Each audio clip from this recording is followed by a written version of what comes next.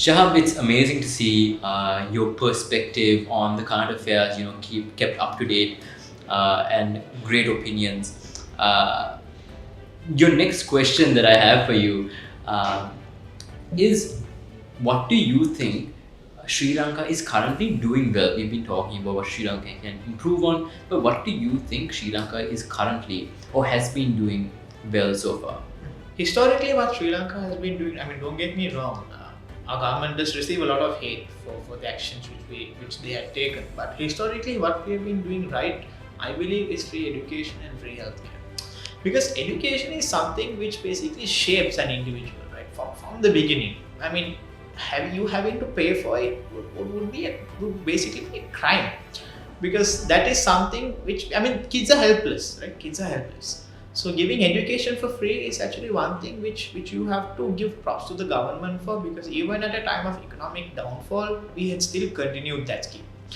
Because see, that education which that kid receives would evolve into his life basically, because that will give him an opportunity to go to university and pursue a degree which also Sri Lanka issues for free.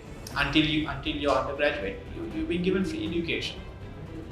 This basically allows that individual to shape his life. You having to pay for it, I mean, it would be like a pay to win strategy to win, which I believe is not right, because I mean, we are all humans at the end of the day. We all deserve an equal chance to shine. So I mean, kudos to government for giving free education in this regard. And another thing is free healthcare. I mean, at a hopeless situation in a hospital, you having to pay for your treatment to live is something which I believe is quite heart-wrenching, because everybody has the right to live. And for a lot of terminally ill diseases like cancer, the treatment is quite costly. But Sri Lanka does chemotherapy and provides medicines free of charge at general hospitals. And when you receive heart attacks, stents are being put into the patient for free.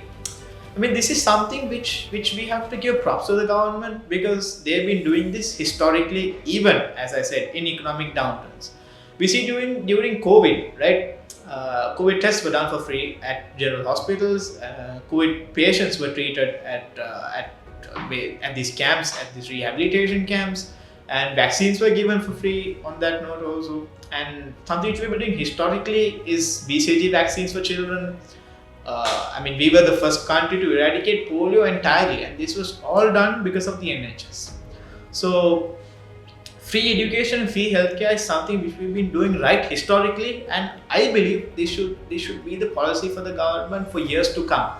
Because, I mean, these two things I believe is fundamental, because it puts people who are in a helpless situation and gives them some hope that, you know, we're not completely lost. We do have education to help come up in life, and if something terminally ill happens, we have the NHS to back us up, and money would not be money wouldn't be an obstacle for us to come up in life. So I believe those two things are very crucial.